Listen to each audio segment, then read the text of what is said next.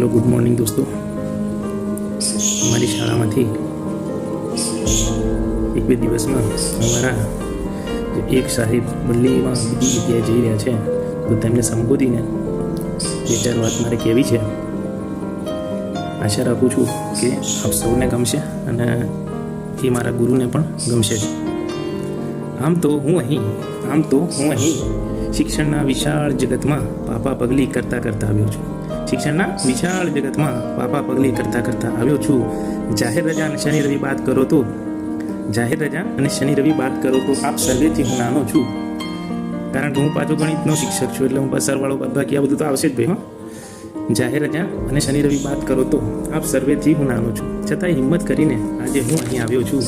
બધા કહે છે શું લઈને આવ્યો છું અને શું લઈને જવાનો છું। બધા શું કહે છે? શું લઈને આવ્યો છું અને શું લઈને જવાનો છું।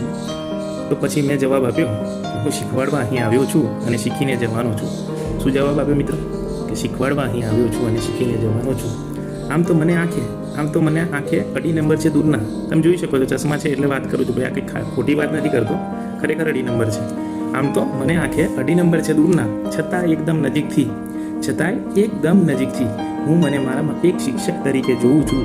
પણ તમને તમારામાં એક શિક્ષણશાસ્ત્ર તરીકે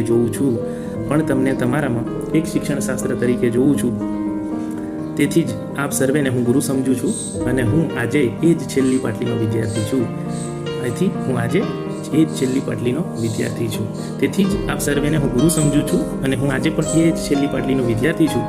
આમ તો બધી મારી આ વાતો ગોળ છે, જો ગણિત આવ્યું, આમ તો બધી આ મારી વાતો કેવી છે ભાઈ? ગોળ છે।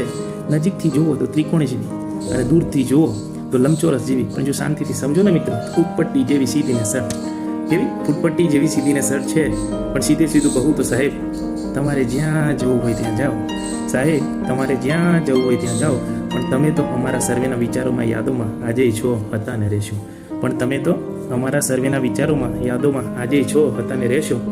એ તમે સમજો છો અને હું સમજું છું। આમ તો સરવાળો બાદબાકી ગુણાકાર ને ભાગાકાર ન જાણે બીજું શું છે। ગણિતમાં ઘણું બધું છે, સરવાળો બાદબાકી ગુણાકાર ને ભાગાકાર ન જાણે બીજું શું છે। ઘણું છું, ભણું છું, ચડું છું, પડું છું અને છતાંય શીખું છું। તેથી જ આજે હું મારા ગુરુની જેમ અડીખમ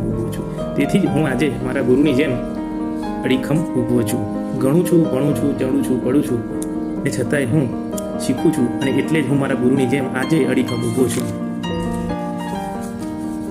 આથી એમ કહું છું કે હું શીખવાડવા અહીં આવ્યો છું અને શીખીને જવાનો છું, અને મારી આખી રચનામાં શબ્દો અને લાગણી મારા છે। અને છેલ્લે કહું તો મારી આખી રચનામાં શબ્દો અને લાગણી મારા છે, બસ ખાલી પ્રેરણા ઉધાર લીધી છે। આપનો લિખિત અંક Ananya Dhaval. Thank you, have a nice day. જય હિન્દ, જય ભારત।